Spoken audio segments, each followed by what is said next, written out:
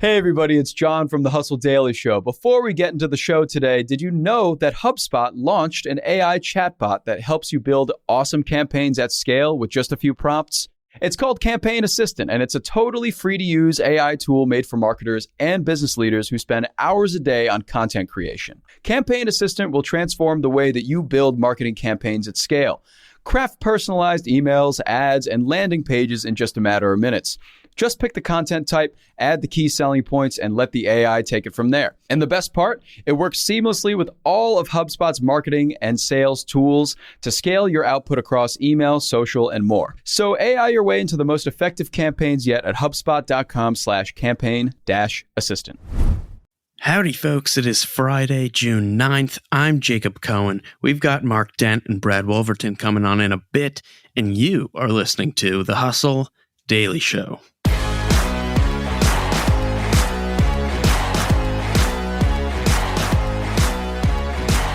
Today, you're going to hear about Pickleball's expensive noise problem and the guy who's trying to fix it. Millions of people have joined the sport in recent years. Pickleball businesses are booming, and there's a lot of noise about the sport pretty much everywhere. But the sport is also making a lot of noise too, literally. And in a bit, you'll hear about one guy's business that's looking to address this. But before that, we've got a rapid rundown of news across the world of business and tech. Let's get crack-a-lackin'.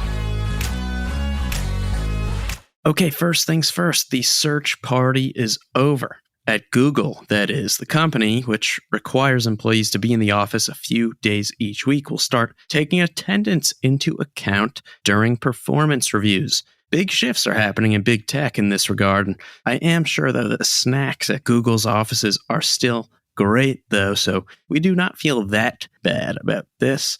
Up next, a pizza tragedy. Despite raising around $450 million, robot pizza company Zume has shut down. The tech never fully realized as cheese reportedly kept sliding off the pies as they baked in Zume's delivery truck. In other news, game over? GameStop shares tanked 18% Thursday after the company fired CEO Matthew Furlong and announced a 10% year-over-year drop in fiscal first quarter revenue. Also, today in AI, Toronto-based Cohere is now valued between $2.1 and $2.2 billion after raising $270 million from investors, including Oracle and NVIDIA. Elsewhere, Meta plans to inject generative AI text, image, and video generators across the company's flagship platforms, including Facebook, WhatsApp, and Instagram. Speaking of, at an all-hands meeting yesterday, Mark Zuckerberg shared his thoughts on Apple's Vision Pro headset with employees, saying that Meta's device is all about being active, social, doing things together, and by contrast, and I quote, every demo that they, as in Apple, showed was a person sitting on a couch by themselves. Zuckerberg added, that could be the vision of the future of computing, but it's not the one that I want. Also in this meeting, Meta showed off its new Twitter competitor to employees, codenamed Project 92, possibly named Threads publicly, according to The Verge, and that celebrities like Oprah and the Dalai Lama are partnering with the company to use the app since it will be, and I quote, sanely run. No shade there whatsoever. And with that, let's hand it over to Mark and Brad for today's main story. So we're still a couple weeks away from the official first day of summer, but we've already christened the new sound of summer. And if you've been anywhere near a public park or tennis court lately, you know the sound we're talking about. The sound of hard plastic pickleballs colliding with paddles. That sound seems like it's everywhere these days, as pickleball has become America's fastest growing sport. 36 million people played the sport last year, making it nearly as popular as running. But the loud sounds associated with pickleball have put it in the crosshairs. In neighborhoods around the country, people are lodging all kinds of complaints about the sport's incessant noise. Mark, you wrote about a guy who has inserted himself into these disputes and is trying to ease some of these tensions. Who is this guy and how'd you find out about him? His name is Bob Unitish, and he lives in the Pittsburgh area and also has a home in Florida because everything related to pickleball has to either be rooted in Florida or Arizona or some sort of warm Sunbelt state. There's been a lot of lawsuits, arguments, just pickleball courts closing over the last 2 or 3 years as the sport has, like you mentioned, grown so quickly. It turns out that he's started this company called Pickleball Sound Mitigation, and he is really the only person who has been trying to get the governing body of pickleball, which is called USA Pickleball, to kind of take this whole thing seriously. So who is this guy and how does he come into this debate? I mean, he's like a retired engineer or something, isn't he? Yeah, so Unitish is a retired engineer. He started his own company 15 years ago and then kind of retired. So he, a lot of people who retire, bought a condo in Florida in 2013 with his wife. He believed he'd be spending his days on the water. And when they went to the marina, everyone would be like, hey, why don't you play pickleball? So instead, he ended up getting into that. And it sort of was like a microcosm of the national story of pickleball. In the 90s, pickleball was this niche sport. I played it in high school. And in this Florida community in 2010, 2012, I think is when they started to put in pickleball courts. By 2016, there were 300 players who were playing regularly in Bonita Bay, multiple courts. And it was just a sensation, and it was extremely loud. So we've both played pickleball, so we get this, but help us understand how loud the sport actually is. You did some reporting that compares it to other sports and other sounds. What did you find? Yeah, so I think a lot of people tend to just compare pickleball to tennis, and that sound everybody kind of knows. There is a very distinct sound. It's like a thud, right? And it's a very low frequency thud, and low pitch is not as bothersome to us humans as high pitch is. High pitch is more like nails on a chalkboard, beeping, things like that. So pickleball, even though it's kind of like the cousin in some ways of tennis, by accident, it became perhaps the loudest and in some ways most annoying sound you could possibly imagine. The rackets are typically made of this honeycomb type of material on the inside. And then on the outside, there's usually a cover that's either made of graphite or plexiglass. Plexiglass is probably the most common. And actually, pickleball paddles used to be wood back in the day. So what it is this plastic pickleball colliding with this plexiglass material that is more or less pretty similar to plastic, and it creates this very loud, high frequency sound. So you have the decibel level, which is how you measure sound. If you're 100 feet away and someone makes a solid hit on a pickleball, it's going to be around 70 dBA is what the measurement is known as. Compare that to tennis, it's more like 40. And then in addition to that, the frequency or the pitch is very high. It's around 1,000 hertz. And anything 1,000 hertz and up is pretty annoying to the average human being. Bob Unitish compared it to the pitch of a garbage truck backing up, and there's that beeping. It's not unlike that in terms of the pitch. So it's annoying. It's twice as loud as the thwack of a tennis ball. And honestly, I think a graphic in our story showed that it's about as loud as a vacuum cleaner. Yeah. 75 dBA for a vacuum cleaner. A subway pulling into the station, that's 95. I think it's the incessant part about it that's annoying people. So if you live near a court and this sound starts really early in the morning and it goes until late at night every day, I can imagine that's pretty irritating. So what are people doing about that? Well, they're filing lawsuits for one thing and arguing with each other, mainly.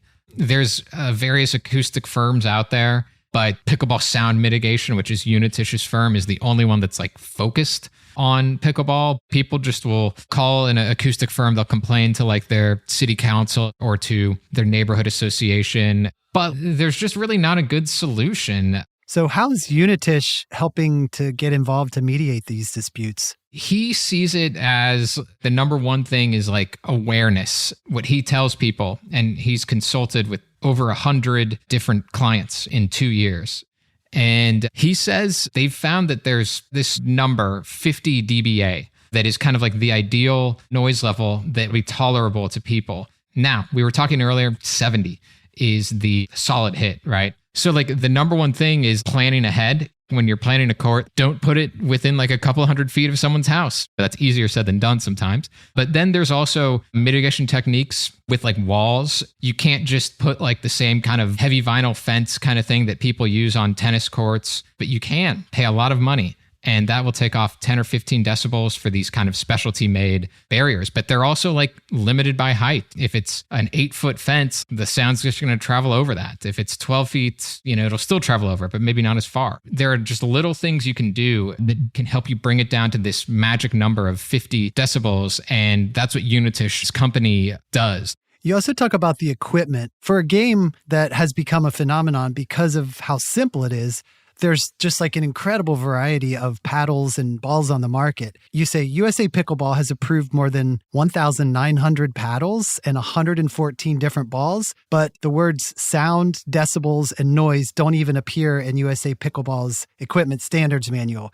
Yes, they have taken the strategy of standardizing equipment based on things like what is like the surface of the paddle, what does it feel like, what is it made of, and they just have not cared about sound generally. And Unitish found that there are certain balls on the market that are a little bit quieter, 1 to 3 decibels quieter, but the paddles can especially make a difference. If you have like a thicker paddle with a softer face, it can be up to 7 decibels quieter than typical models. The difficult part here is that there's another contradiction. The cheaper paddles that just allow you to hit the ball really hard, they tend to be the loudest. And those are the ones that average players buy just because, they want something inexpensive.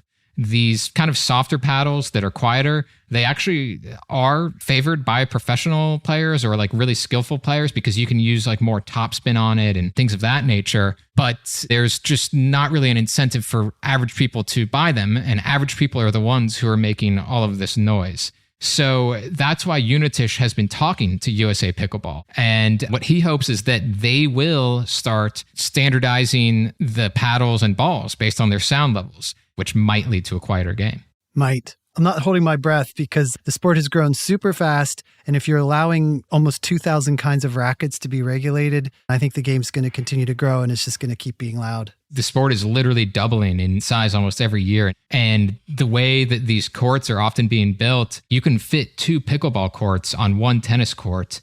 When you see pickleball, it's usually 4, maybe 6, maybe even 8 or sometimes more courts. And so all the sounds are just like multiplied. And no one really thought about any of this during this high growth phase, and that could definitely doom it. I mean, as Unitish has told me, there are communities that hate pickleball because of the noise, and that could stunt its growth to some extent here in the US. Mark, thanks for joining us. That was a great story.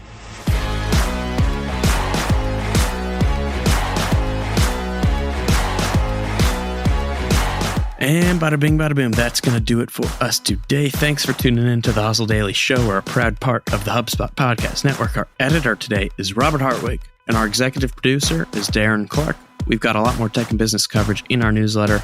If you're not subscribed, you can go sign up at thehustle.co/email. Hope you have an awesome weekend. We'll catch you next week.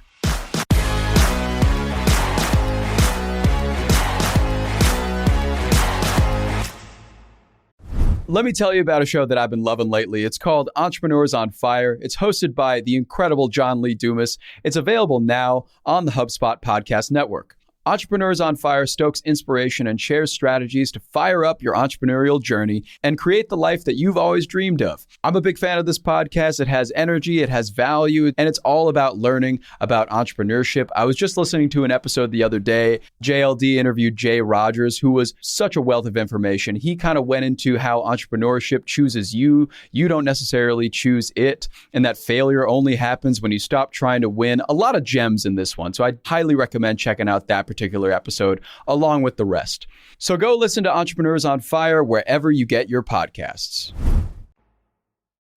Hey guys, if you listen to the Hustle Daily Show on Google Podcasts, we want to let you know that the option will no longer be available pretty soon. Google is sunsetting its podcast app sometime in early 2024 in favor of YouTube Music, and we want to give you a heads up before it's too late since that time's almost here. The Hustle Daily Show is available everywhere and anywhere that you listen to podcasts like Apple Podcasts and Spotify. If you're using YouTube Music, we are there as well. If you're an Android fan, there are plenty of apps like Overcast, Pocket Casts, Player FM, and more. So just search for us wherever you decide to listen to your favorite podcasts.